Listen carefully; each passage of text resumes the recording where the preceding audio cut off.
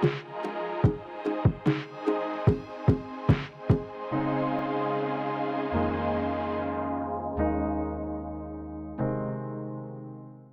hoy vamos a empezar donde dejamos la historia en el último sermón de la serie, aquella ocasión en que dos oficiales del faraón, de los de mayor confianza, el copero de faraón, el panadero. A veces no entendemos eso de los antiguos, pero el copero, por ejemplo, tendría que ser uno de los hombres más confiables del rey o del faraón, porque en aquel entonces la manera de derribar un gobierno era asesinar al rey o asesinar al faraón.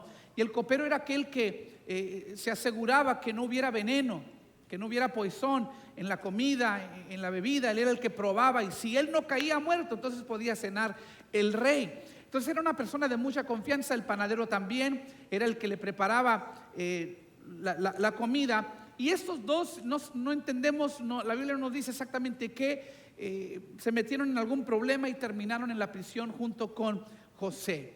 Y esto era una conexión divina, porque estos dos venían del palacio a donde José iba. Y así es Dios. Dios tiene una manera de conectar y de orquestar las cosas y acomodarlas para que al fin y al cabo, a pesar de todas las demoras y todos los ataques del enemigo, se cumpla el propósito de Dios en nuestras vidas.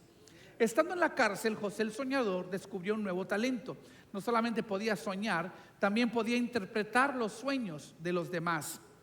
Y es lo que hizo por estos dos funcionarios. Estoy brincando algunos detalles, pero eventualmente este talento fue lo que lo sacó de la prisión. Y empieza el camino al éxito, empieza el cumplimiento o parte del cumplimiento de su sueño.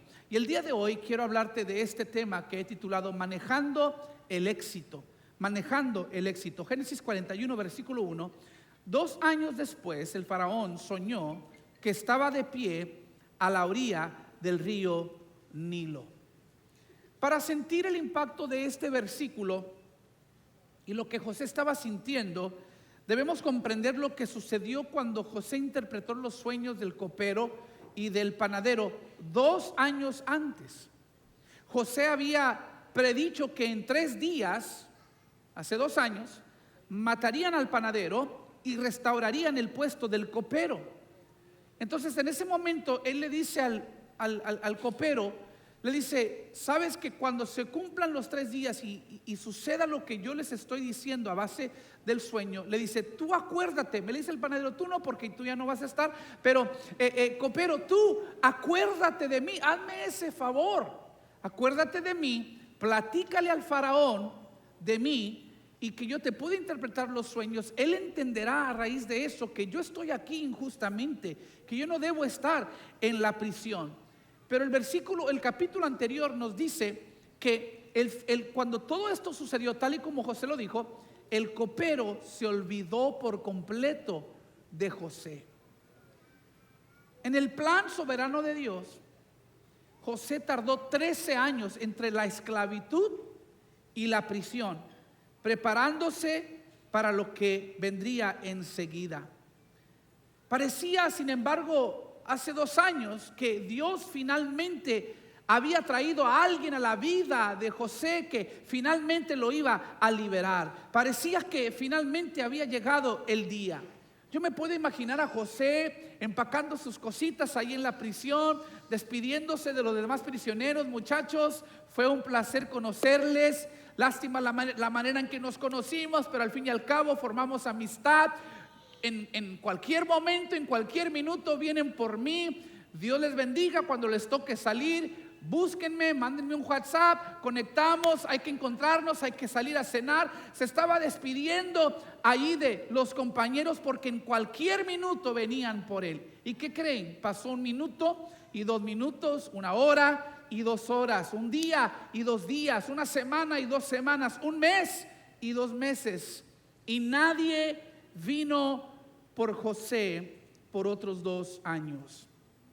¿Alguna vez has sentido que has perseverado en el camino y recogiste las lecciones requeridas que tenías que aprender? ¿Te sentías listo? ¿Podías percibir que Dios estaba a punto de darte la victoria? Pero de repente otro contratiempo, otra demora, otro retraso, otra decepción. y te preguntas, ¿por qué? Si ya pasé todo un proceso. Si ese eres tú el día de hoy, quiero compartirte algo, quiero que tengas algo en mente. Dios a veces demora tu victoria porque aunque tú estés preparado, puede que el destino que te espera, el lugar que te espera, las personas que te esperan no están preparados. Ellos están en su propio proceso.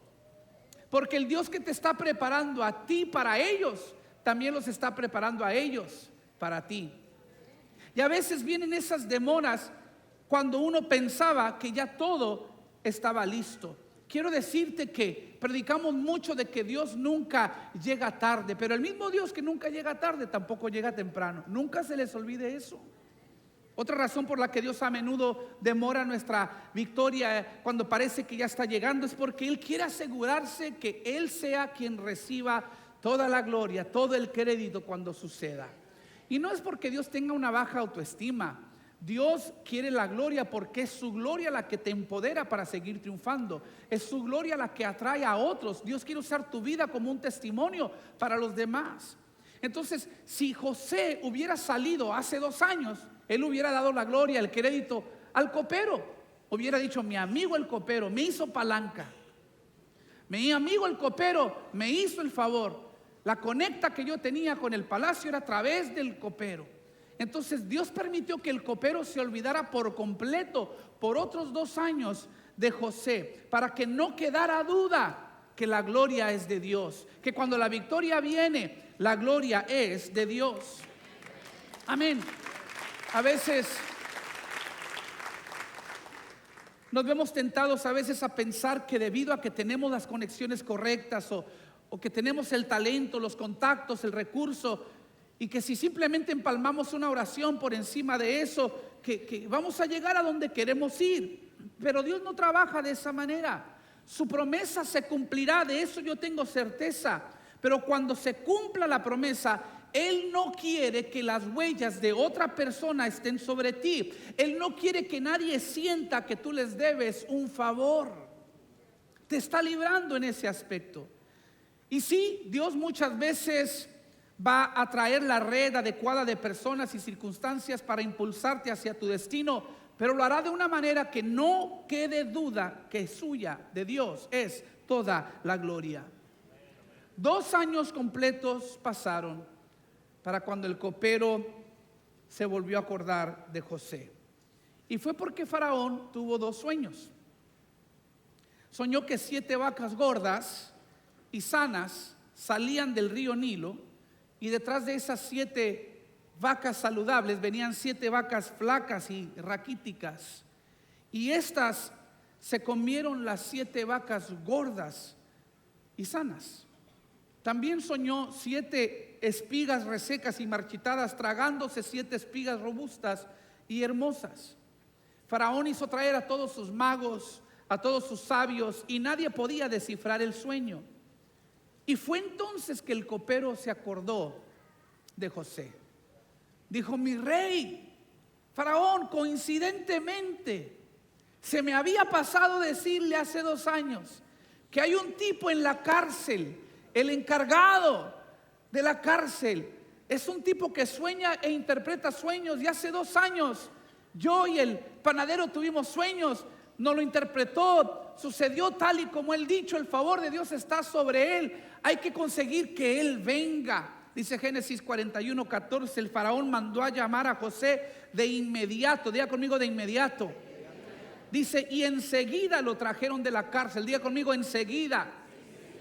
Después de afeitarse y cambiarse de ropa, José se presentó ante el faraón. Entonces el faraón le dijo, anoche tuve un sueño y nadie aquí puede decirme lo que significa, pero me enteré de que cuando tú oyes un sueño puedes interpretarlo.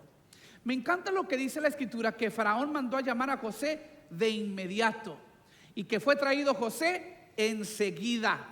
Porque después de una larga temporada de desarrollo llena de dificultades, de traiciones, de dolor para José, el éxito le llegó de repente.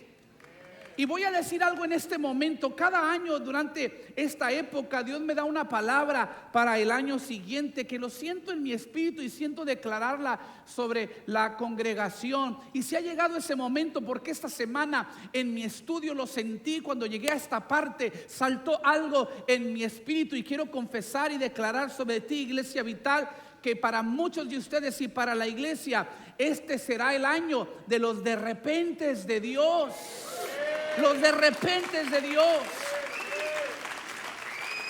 Así como sucedió con José, los de repentes de Dios son cuando Dios te sorprende, cuando Él se deja ver y manifestar de la nada, cuando no lo podrías haber planeado o creado o predicho. El de repente de Dios es cuando te sientes estancado en un momento, pero de repente te muestra que ya llegaste a tu destino.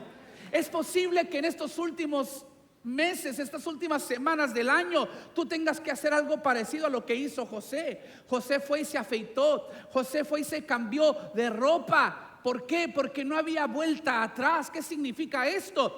Prepárate y pon las cosas en orden y deshazte de las cosas no aptas para un palacio. Vas a entrar en la presencia del rey. El rey va a derramar su gloria sobre ti y debes quitarte todo el bagaje que no entra contigo a esta próxima temporada de gloria que se avecina. Si alguien lo cree, diga amén. Porque cuando estás preparado para tu destino, te sorprenderá lo rápido que Dios te hará llegar allí. Amén. Pero no creas que han terminado las pruebas. José había pasado la prueba de la adversidad, pero venía otra prueba que a veces es más difícil que la adversidad. Aunque la mayoría de nosotros no la categorizamos como una prueba. Esa prueba se llama la prueba de la prosperidad. La prosperidad. El éxito y la prosperidad a veces son una maldición para quienes no saben manejarla. Pueden ser perjudiciales para una persona. Cuando hablo de éxito y prosperidad no me refiero solo al dinero. Claro, Dios ha dotado a muchos creyentes con capacidad empresarial, pero también a muchos ha dado riqueza de intelecto, habilidades inventivas y prácticas en muchas áreas. Hay dones de habilidades, hay dones de habilidad artística, musical y literaria. Hay riqueza de personalidad y talento relacional y organizativo. Hay atletismo, hay muchas cosas. Cada uno de nosotros tenemos un don dado por Dios, pero muchos no saben cómo manejar las nuevas libertades, el poder, la autoridad que viene a veces con el éxito. ¿Cuántas veces hemos visto caer a líderes, pastores, ministros, deportistas, empresarios, funcionarios gubernamentales? Aún en la Biblia vemos a reyes como Saúl, que cuando llegó el éxito, él cayó.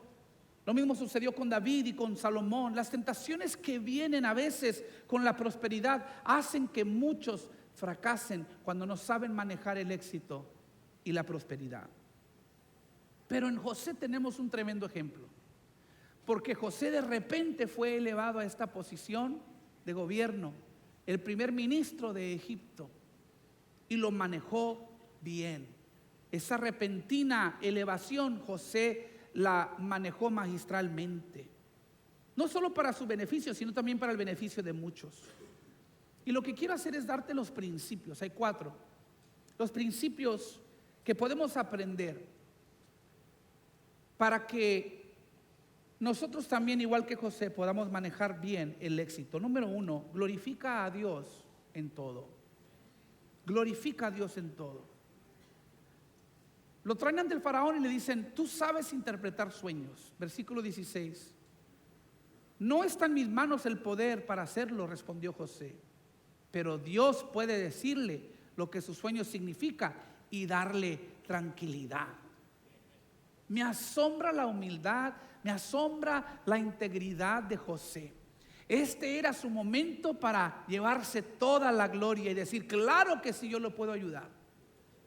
Vino con la persona correcta. Si se trata de sueños, yo soy el experto. Pero no, José dice: no está en mis manos, está en las manos de Dios. O sea, José apuntó a Dios. Lo mismo había hecho antes al interpretar los sueños del copero y del panadero en la prisión.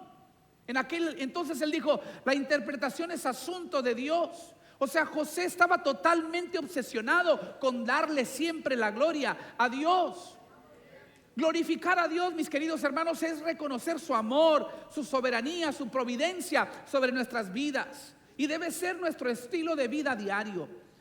Incluye alabar a Dios, adorar a Dios y darle gracias. Venir a su casa, levantar las manos, adorarle con el corazón. Cuando das gloria a Dios, invitas al poder de Dios a que continúe manifestándose en tu vida. Dios es tu creador, Él es tu proveedor, tu protector, tu sanador, tu fortaleza. Él es tu ayudador, Él es tu consejero. Y cuando le das la gloria, todas esas funciones, todos esos beneficios se manifiestan en tu vida. La otra cosa que haces cuando das gloria a Dios es que atraes a otros a Dios, que al fin y al cabo esa es la misión de nosotros aquí en la tierra: predicar el evangelio, hacer discípulos, traer almas a los pies de Cristo, que sean salvos, arrebatarlos de las garras del enemigo. Cuando tú glorificas a Dios y apuntas a Él, tu testimonio mueve los corazones de las personas. Puedes ganarte a gente aunque no seas predicador, aunque no seas un salmista, aunque no seas ministro. Tú tienes una historia que contar, y cuando le das la gloria a Dios, atraes a otros a esa gloria. Lo triste, sin embargo, es que en nuestros días, cuando las personas obtienen el éxito, en lugar de dar gloria a Dios, a menudo buscan gloria para sí mismos. Todo empieza a tratarse de su marca y la promueven en cada asunto, en cada oportunidad. He visto que muchos estamos más interesados en cuántas personas me siguen que en cuántas personas lo siguen a Él.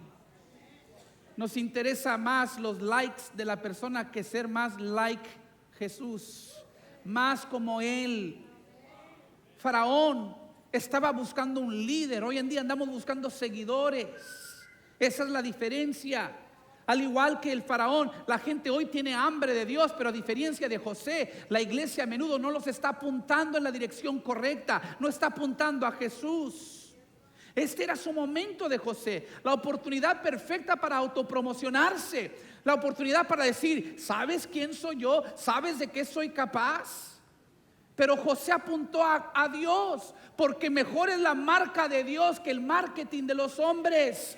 Él no andaba buscando favor con el rey. Él dijo, no, yo no te puedo dar ninguna respuesta, no te puedo dar ninguna interpretación, pero los dos podemos ir con aquel que tiene todas las respuestas, aquel que todo lo sabe, aquel que todo lo puede. La escritura nos dice que Dios honra a los que le honran. Es importante que adoptemos esa verdad para que no te pases la vida tratando de impresionar a otros, tratando de ganarte la aprobación de otros. Tenemos que entender que la honra viene de parte de Dios. Toda victoria que no convertimos en alabanza se convierte en orgullo. Y el orgullo viene siempre antes de la caída. Si creemos que la promoción nuestra viene de otros, entonces nos vamos a exaltar nosotros para impresionarlos a ellos, o los vamos a exaltar a ellos para ganarnos favor. Pero cuando estamos convencidos que la promoción viene de Dios, entonces lo vamos a promover a Él, vamos a enfocarnos en Él, y el que busca a Dios primeramente y su justicia, todas las demás cosas le serán añadidas. Así que, ¿qué hizo José? Él dijo, no, yo no tengo las respuestas, pero sirvo al Dios que sí las tiene. Vamos con Él y Él nos dirá lo que quiere que sepamos. Esto me lleva al segundo principio de cómo manejar el éxito. Busca la sabiduría divina. Busca la sabiduría divina. La interpretación de José de los sueños de Faraón fue esta. Le dijo, mira, Faraón, las 7 vacas sanas y las 7 espigas sanas significan que vienen 7 años de prosperidad, de multiplicación a Egipto.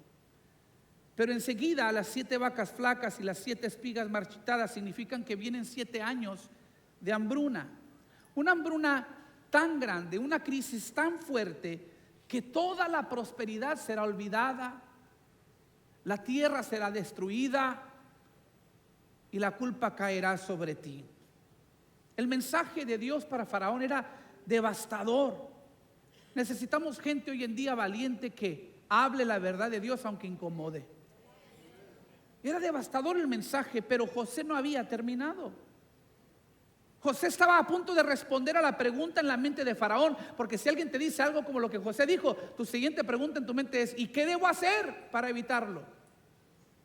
Entonces José le traza un plan.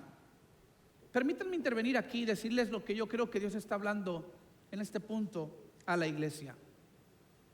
El mundo necesita soluciones. La solución para los problemas del mundo los tiene Cristo, y la iglesia es el cuerpo de Cristo. Faraón tenía un problema y vino con el Hijo de Dios porque él no tenía el problema, la solución a su problema. De igual manera, el mundo no tiene la respuesta a los problemas del mundo. Deje de ver a la Casa Blanca, deje de ver a los políticos, deje de confiar en los demás. Usted va a ejercer su deber cívico. Ustedes que votaron hicieron lo correcto. Debemos de involucrarnos entre más se pueda, pero nunca nuestra confianza debe estar en un hombre, en un político, en una mujer. Maldito el hombre que confía en el hombre. Nuestra confianza viene o está en el Señor. Hemos visto surgir un nuevo evangelio en los últimos años en el mundo llamado la justicia social, donde el mundo está tratando de resolver los problemas del mundo. El problema con la justicia social es que estamos siempre buscando culpar a alguien más cuando el problema está en nosotros. La diferencia entre el evangelio del mundo y el nuestro es que el de Dios, el nuestro, habla de nuestra maldad y cómo nosotros tenemos que arrepentirnos. La justicia social siempre busca que alguien más se arrepienta, que alguien más repare el daño. Y es un evangelio falso. Porque si tienes que sacrificar la Biblia en nombre de la justicia, entonces no es justicia bíblica.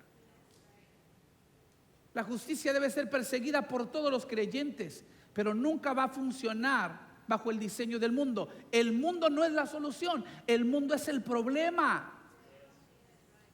Ahora, el problema de la iglesia es que tenemos la solución, pero nos hemos vuelto expertos en señalar los problemas, pero no tan expertos en ofrecer soluciones. Y es lo que me encanta de José. Dice: este es el problema, pero ahora a raíz de la sabiduría divina te voy a ofrecer la solución. La sabiduría divina viene a través de la palabra de Dios. Dice el Salmo 19, versículo 7: los decretos del Señor son confiables, hacen sabio al sencillo.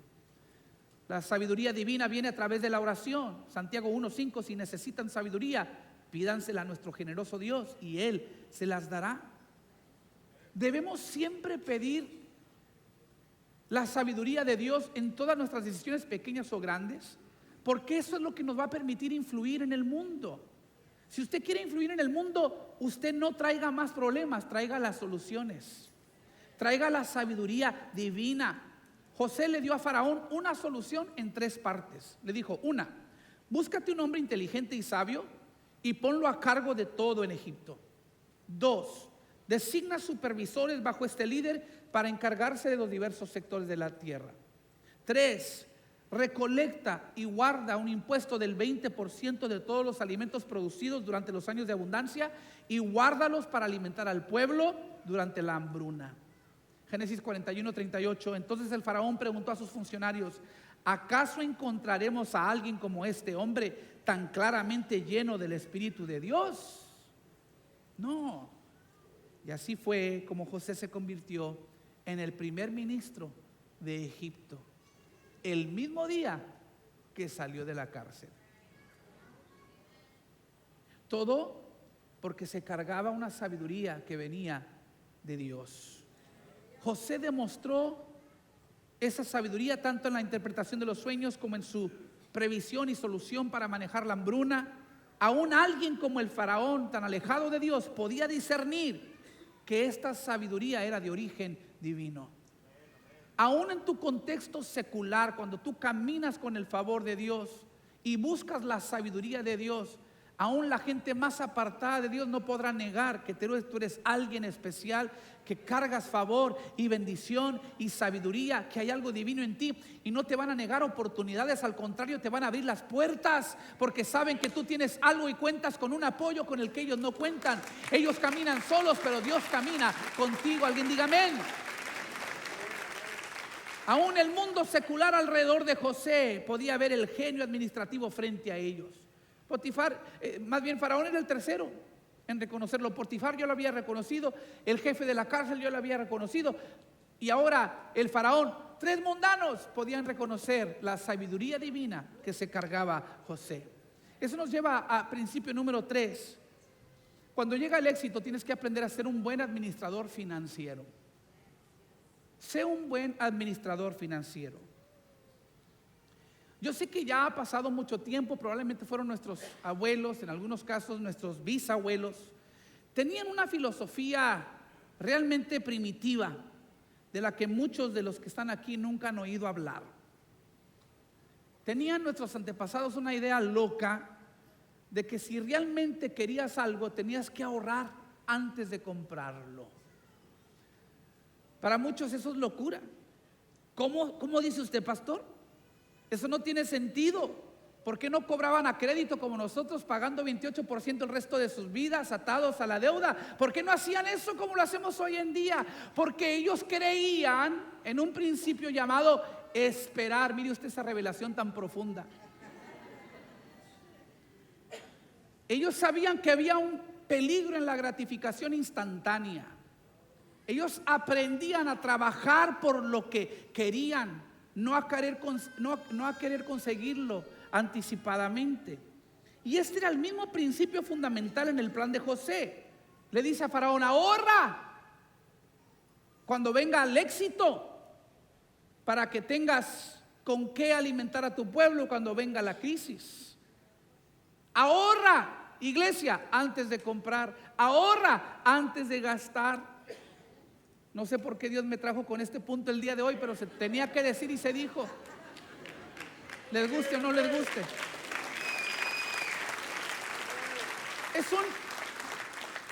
Es un principio tan simple, pero a la vez tan difícil en práctica. ¿Sí o no? Y desafortunadamente demasiadas personas hoy en día están en deuda. Viven pagando por su pasado en lugar de planeando por su futuro. Eso es lo que te hace la deuda. Y entonces cuando llega una hambruna, la hambruna simboliza esos tiempos de crisis inesperados, esas temporadas bajas, esas dificultades. Cuando viene la hambruna, no estamos preparados. Caemos en un hoyo todavía más profundo. Y usted sabe que las dificultades financieras pueden ser muy amenazantes. Los acreedores te persiguen con facturas perturbantes, llamadas telefónicas acosantes y avisos de cobro. Cuando ruge la deuda, sufre toda la familia, sufre el hogar, sufre el matrimonio. A menudo se dividen las parejas a raíz de la crisis financiera. Paraliza el futuro de tu familia, porque es bien difícil ser el amo de tu futuro cuando eres el esclavo de tu pasado. Es muy difícil ser amo de tu familia y de tu hogar cuando eres esclavo de la deuda. Y eso es lo que la Biblia dice. La deuda es esclavitud, dice Proverbios 27, versículo 7, para que no se enojen conmigo. El que pide prestado es sirviente del que presta. ¿Lo escucharon? El que pide prestado es sirviente del que presta. Si vives endeudado, estás viviendo fuera de la voluntad de Dios. Ahora, antes de que se salgan, déjenme aclarar.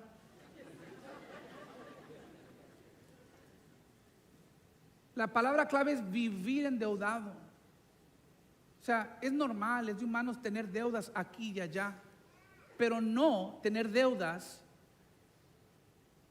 que no podamos pagar.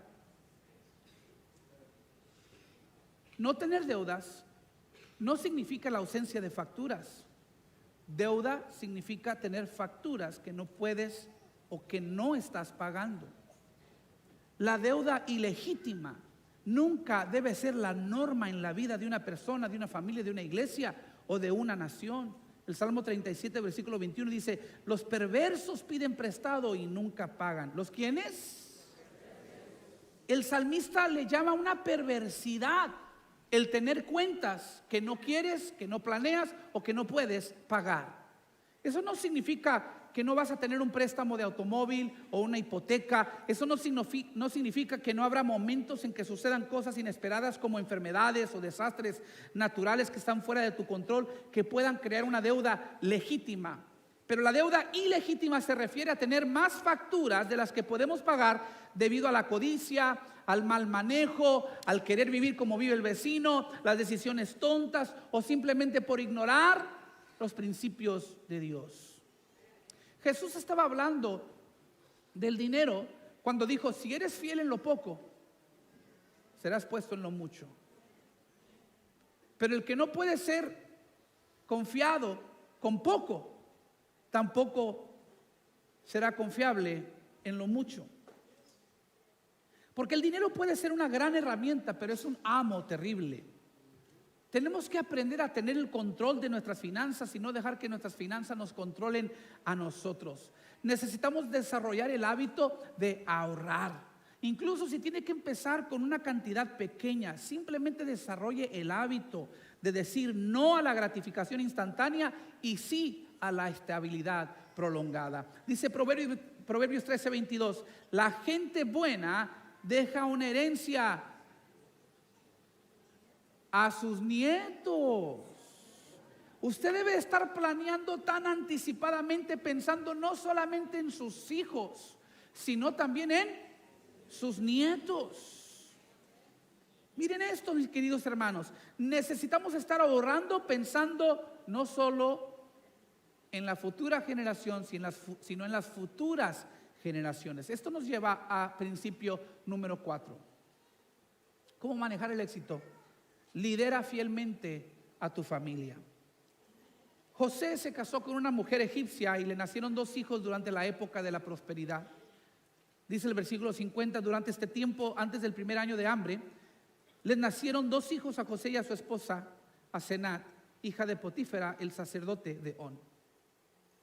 ¿Por qué el escritor nos incluye estos detalles de que José se casó y que tuvo 2 hijos? Primero, yo creo que el escritor quiere que sepamos que José tenía solo una esposa. Usted dice: ¿qué hay de raro en eso? Que vivían en Egipto, un país impío, donde se practicaba la poligamía. Esa era la norma del día, especialmente para aquellos que podían mantener a más de una esposa. Algunos de ustedes, hombres, aunque quisieran tener más esposas apenas pueden mantener a una. ¿Sí? Por favor. Ahora, José se había convertido en el gobernador, el primer ministro. Ciertamente él sí podía darse el lujo de tener más esposas, pero no podía darse el lujo de decepcionar a Dios. El diseño de Dios siempre fue que el matrimonio fuera entre un hombre y una mujer. ¿Existía la poligamía? Sí. ¿Existía aún entre el pueblo de Dios? Sí. Pero usted nunca va a ver donde Dios apruebe. Usted nunca va a ver donde Dios esté de acuerdo. Lo legisló en las leyes, sí, porque era la norma cultural y la gente seguía insistiendo vivir a su manera.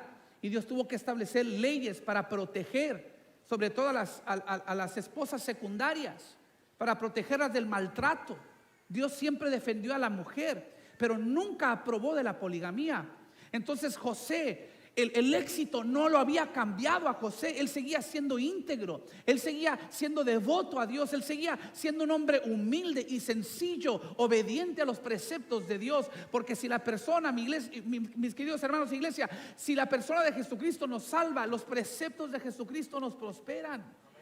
La palabra de Dios tiene los principios que nos van a prosperar.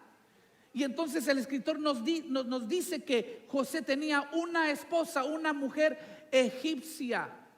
El éxito no lo había cambiado, seguía siendo un hombre de máxima integridad. Segundo, yo creo que el escritor quiere que entendamos el significado de los nombres de los hijos de José, por eso los menciona. Génesis 41:51. José llamó a su hijo mayor Manasés porque dijo: Dios me hizo olvidar todas mis angustias y a todos los de la familia de mi padre.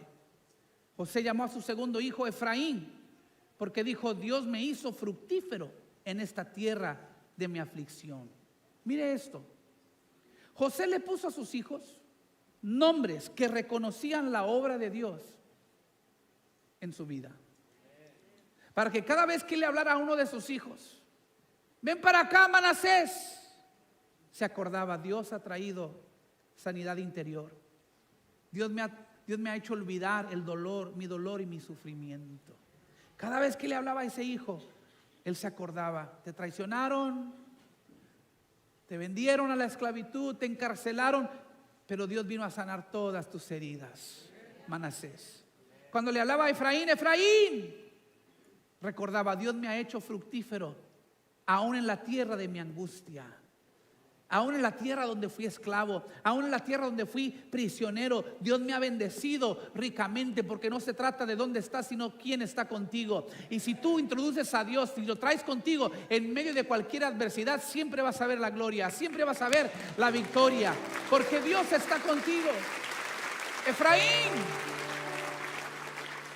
Dios te ha prosperado en la tierra de tu angustia. El hecho de que José le diera nombres hebreos a sus hijos deja en claro que crió a su familia en la fe. Aunque tenía una esposa egipcia, lo más probable es que esa mujer se había comprometido a servir al Dios de José. Esa es la influencia de un hombre de Dios. Necesitamos hombres de Dios influyentes dentro del hogar, no pasivos, sino decididos. Yo y mi casa serviremos a Jehová. Y todo esto para decir que aunque prosperó, José nunca descuidó a su familia, que es más de lo que podemos decir de muchos hoy en día. Desafortunadamente, muchas personas sacrifican hoy a sus familias en el altar de la prosperidad. Una trampa común del enemigo, y no estoy acusando ni señalando, porque todos hemos dicho esta frase: yo quisiera que mis hijos tuvieran las cosas que yo no tuve. ¿Sí o no? ¿Lo ha dicho alguna vez? Yo quiero que mis hijos tengan lo que yo nunca tuve. Yo no tuve padres ricos, yo tuve padres humildes. Hubo ocasiones en que muy apenas podían proveer financieramente para el hogar, pero tuve padres que nos instruyeron en el amor del Señor. Tuve padres que nos inculcaron el temor de Dios. Tuve padres que conversaban conmigo, que pasaban tiempo con nosotros, padres que nos llevaban a la iglesia, padres que oraban con nosotros, nos leían la Biblia, nos vigilaban, velaban por nosotros, nos cuidaban. Y hoy en día, cuando decimos yo quisiera que mis hijos tuvieran lo que yo no tuve, a veces se los damos, pero a cuestas de lo que sí tuvimos. Ahora ellos tienen buenos tenis, pero juegan solos. Ahora ellos tienen una bonita casa, pero la casa está vacía. Ahora viven en una bonita vecindad, pero no tienen a Dios. Ahora los lleva a los recreos, pero no los llevan a la iglesia. Y a veces cambiamos lo más importante por la prosperidad. En el altar de la prosperidad sacrificamos a las familias. Pero aquí vemos un ejemplo de José. La prosperidad no lo hizo descuidar a la familia. El descuido del cónyuge y los hijos a menudo conduce al resentimiento y la división familiar. Sin embargo, José hizo lo opuesto, guió a su familia en el Señor. Crió a 2 niños que se convertirían en los jefes de 2 de las 12 tribus de Israel. De la misma manera, cuando llega el éxito y la prosperidad, debemos combatir esa tendencia de descuidar a la familia en nombre del trabajo, en nombre del dólar, queriendo siempre ganar más, queriendo siempre acaparar y apoderarnos de más. Descuidamos a la familia. Tenemos que resistir eso. Debemos permanecer vigilantes, debemos seguir orando por la familia, debemos permanecer intencionales e involucrados. Debemos invertir en los hijos, no solo materialmente, sino emocional y espiritualmente. Debemos continuar desarrollando su fe y dándoles un ejemplo de vida cristiana. Alguien diga amén. Termino con esto. 1 Timoteo 5:8. Aquellos que se niegan a cuidar a sus familiares, especialmente los de su propia casa, han negado la fe verdadera y son peores que los incrédulos. La ironía de ese versículo es que a veces lo hemos tomado como un escudo para estar ausentes. Es que tengo que proveer, porque la Biblia dice que si no proveo, estoy peor que un incrédulo. Pero proveer no solamente se refiere a dinero, se refiere a estabilidad espiritual, legado de valores, de principios cristianos que honran a Dios. Y el que niega a su familia en esta área es peor que un incrédulo. ¿Saben por qué les compartí este mensaje duro? Este mensaje que incomoda. Porque estoy orando, estoy creyendo y me atrevo a declarar que su victoria viene enseguida. Dios va a hacer cosas grandes y sorprendentes sobre sus vidas. Dios me lo ha dicho y me lo ha confirmado. Viene un tiempo de prosperidad para esta iglesia. Estoy creyendo y declarando que verás la bondad de Dios en la tierra de los vivientes. Entonces debes estar preparado para cuando venga ese éxito. Debes estar listo para cuando vengan esos bienes y esos recursos. Y debes estar aprendiendo de la administración de José, para que cuando llegue la bendición glorifiques a Dios, busques la sabiduría divina, seas un buen mayordomo financiero y seas todo un líder fiel de tu familia. Así, mis amigos, es como se maneja en el poder y la prosperidad, de tal manera que agrade y glorifique el nombre del Señor.